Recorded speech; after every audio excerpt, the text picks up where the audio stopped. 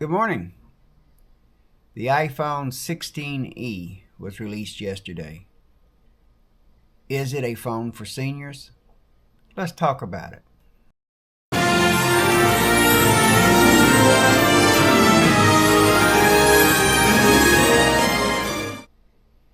lot of us were very excited about this release. We thought this was going to be a great budget phone. I thought it would be a great phone for seniors, and I was truly looking forward to it. I have to admit that after the release, I was not a happy camper. I was very disappointed. And I think a lot of other folks will be too. I read lots of comments from other YouTube channels talking about the iPhone SE, and overwhelmingly, folks are not happy with this phone. So let's talk about the phone itself, and at the end of this video I have added the actual video release from Apple for you to be able to watch if you wish to do so and make up your own mind. All my opinion, all of these things I'm going to say about the phone is my opinion. I do not presume to tell anybody what to buy and what to use for their own personal use. It's a preference. But let's get into this. So what are the benefits of the new iPhone SE, or iPhone 16e? It was supposed to be called the iPhone SE4 because it was an upgrade on the previous iPhone SE Generation 3. But they decided to rename it to iPhone 16e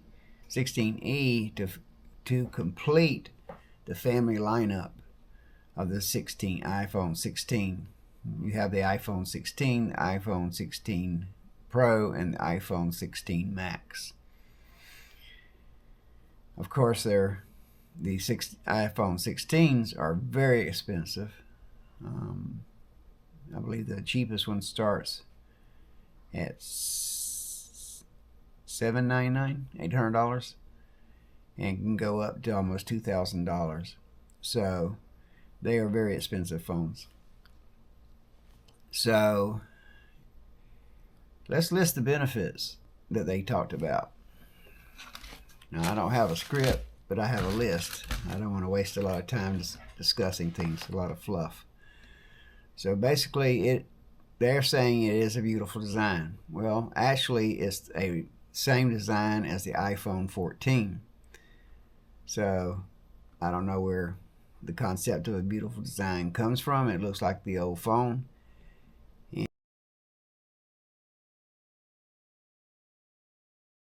And that has a lot of people upset.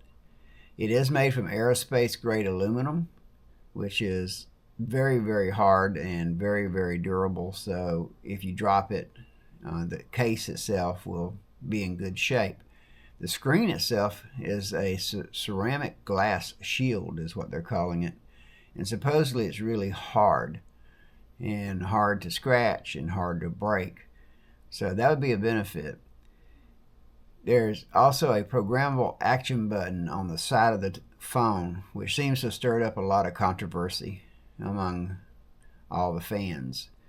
And it appears to me that you can program it to whatever you want to program it. I'd have to actually have one to understand and know what it's going to do.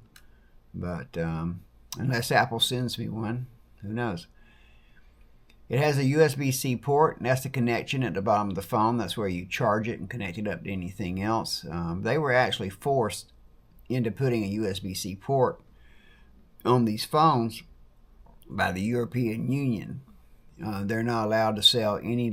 The old port was called a lightning. The cable you had to have to charge your phone was called a lightning cable, and they were not allowed to sell those any longer, or sell any phones in the European Union that had the lightning port. So therefore they couldn't sell any lightning cable, so they went to a USB-C port. That's a good thing, because hopefully one day we'll get down to where we have nothing but USB-C ports and not having to worry about having 14 different types of cables running around with us. It has what's called a OLED screen, which is a very, very nice screen. That's what's on your upgraded televisions. It causes you to have deeper blacks and a sharper picture. So the OLED screen is really, really nice. It has a 48 megapixel camera with a 2:1 lens in it, which means you can take regular pictures and then do some telephoto pictures with it. It has off-grid connectivity, so if you are nowhere near a cell tower and can't receive cell tower connections, you can actually connect to a satellite. I believe they actually have linked up with Starlink as well.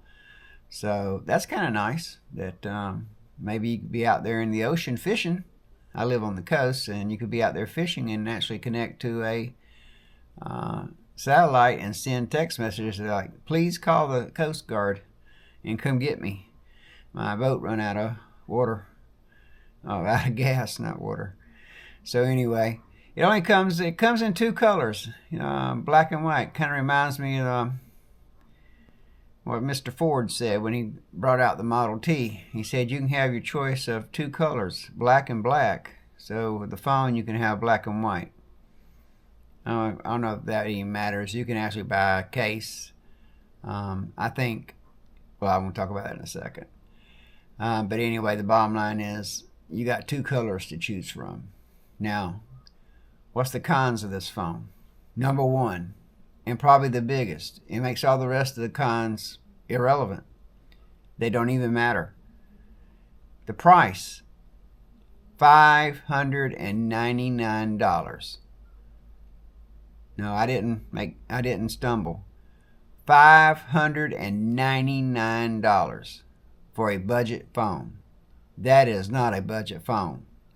That is a mid-range phone. At $429, which is what everybody originally said it was going to cost, because that's what the cost of the iPhone SE Gen 3 is, $429, that would have been a great deal. That would have been awesome. I would have bought two. One for me and one for the wife. But $509, it's not even the cost of it. A lot of us seniors can't afford that. And I will not pay that. $599 for a budget phone. You can pay $200 more and buy the iPhone 16, which is a way better phone. So I think they have hurt themselves. They'll sell a lot of these phones, don't get me wrong. They'll sell millions and millions and millions of this phone. But they also miss out on millions and millions and millions of sales, as far as is what my opinion is. That, I don't even know if you can buy a telephone call for 25 cents anymore. But anyway, the bottom line is that's only my opinion. So there's what's called no MagSafe. If any of you are familiar with that, they actually have built into the back of the phone MagSafe charging or magnet charging. That's where you just lay your phone down on a charging device, whether it's in your car, on your bedside table, or at your desk, in your kitchen, on the counter. You can just lay your phone down on it and automatically charge. Well, it doesn't have that built into it, but you can buy cases that has that built into it, and it'll charge your phone up. So it has that capability. Another biggie for me was no Wi-Fi 7.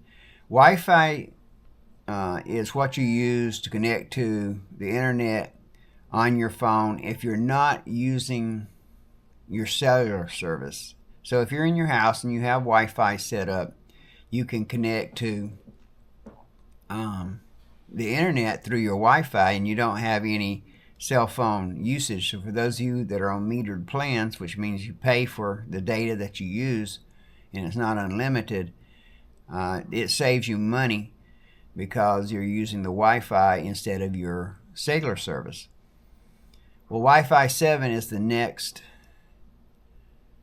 Wi-Fi speed that's coming out, for lack of better thoughts on that. And it's what we're all going to be using soon. Wi-Fi 6, I believe it's 6A, either 6C. I get my Ethernet cables mixed up with that as well. But anyway, whatever Wi-Fi 6 version is out there right now that's on all these phones, it's Wi-Fi 7 is the future. And it's here. It's actually here now. I'm actually buying a Wi-Fi 7 is the future. And it's here. It's actually here now. I'm actually buying a Wi-Fi 7 modem / router to put in our new house.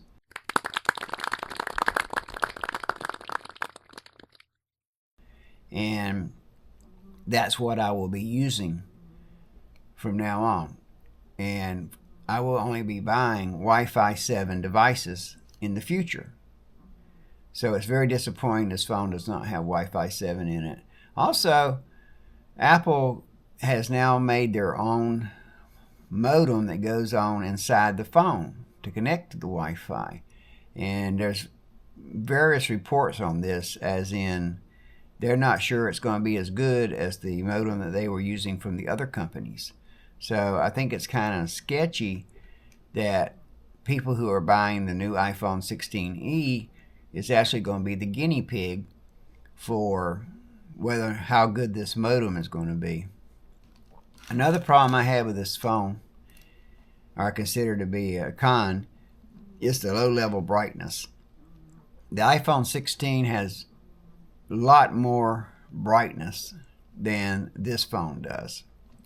The brightness of the phone helps those of us who are older actually see the phone screens better and what's on the phone screens. It also reduces our eye strain, especially if you go outside and you're trying to use your phone. Let's say you're in the Walmart parking lot and you can't get a good Wi-Fi signal, and you want to be able to see your phone while you're trying to figure out where the mayonnaise is on which aisle. It's harder to see your phone screen to see where the mayonnaise is. So that's important, the low level brightness. So that's not good. An issue that doesn't really affect most of us is this: it's a 60 hertz refresh rate on the screen versus 120 hertz. I don't know a whole lot of seniors that try to play Candy Crush on their phones, but if you do, it's going to be sluggish compared to iPhone, the 120 hertz that everybody's going to now. So that's just how fast the screen refreshes, so that it has a nice smooth picture. Another thing everybody was talking about was it has this big old notch back up there, just like the iPhone 14 did, versus Dynamic Island, which is their fancy new way of having that dot up there on the top of your screen that's actually useful and you can see stuff. So what does the future look like? Well, a lot of folks are saying that the iPhone 16e was just a way to push everybody into buying the iPhone 16, spending an extra $200, and increase the sales of the iPhone 16. Because when you really get down to it, if you're willing to spend $200 more bucks, you can get a much better phone. But in September, the iPhone 17s are coming out. So there's a lot of speculation that in September we're going to see the 17e come out. And the thought line there is that the E will trail the main phones such as the iPhone 17, iPhone 17 Pro, and the iPhone 17 Pro Max. But it'll have reduced features in it to make it the bottom of the line in the iPhone 17 family, as Tim Cook calls it, but it's a phone line of products. So that's probably in the works, would be everybody's guess. So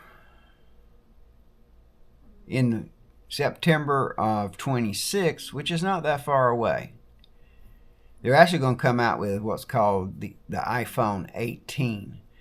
And not to get too technical here, but the size of the chips and the parts they use in them are going to be dramatically reduced. So right now they're at NM3, which is very tiny. And now they're going to come up with what's called NV2, which is even smaller. So the more they reduce it, the more the phone, the CPU can do, and therefore the CPU is the computer processing unit, and that's the brains of the phone. So basically, the brain will have much smaller components, and it'll be able to do a whole lot more stuff a whole lot faster. So it opens the door for a whole lot more features for a cell phone. They've refined the cell phone now to the point where they're struggling to come up with features that really wow people. So that's the struggle for all these cell phone manufacturers, is how to create a phone that has a feature set that people are willing to pay money for. Now, I can only tell you what I'm going to do. And what I'm going to do is I'm going to keep my iPhone 12 Pro Max in my pocket. I'm also going to keep my money in my pocket. I have no desire to buy the iPhone 16e. I don't think it has the feature sets that I would want to make the leap, and the price is just, I won't even pay the price based on principle, much less whether I can afford it or not. But the bottom line also is there's a lot of talk that Apple never puts their products on sale. However, there could be discounting going on. So if you have an iPhone but you want the price to come down, you can wait a while, and third-party resellers such as hopefully, I don't know if Amazon actually sells them, but I do know that people like Micro Center and well, I'm not sure Micro Center, but anyway, there are third-party sellers. Best Buy sells cell phones. You've seen them at Sam's. Walmart probably has them, but third-party resellers will sell them at a discount, say $100 off. And one thing you can do is, if you have an Apple phone, you can go into the store and trade your Apple phone in, and they'll give you a Apple gift card.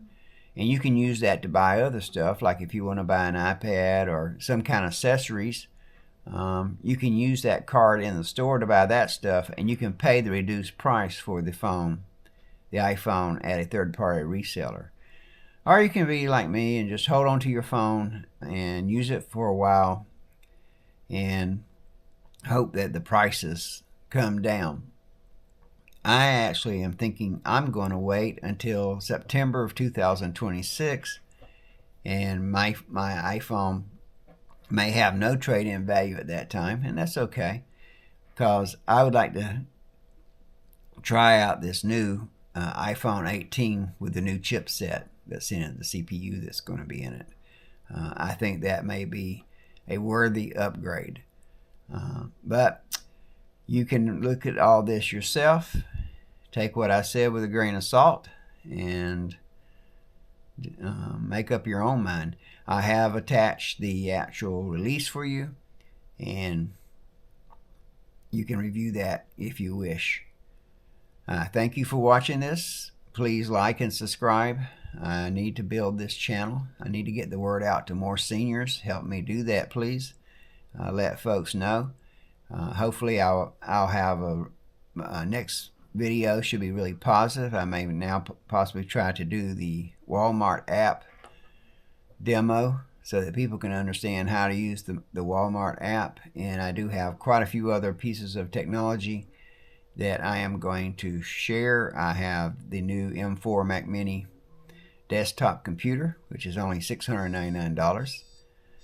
It's only $100 more than what they're selling the.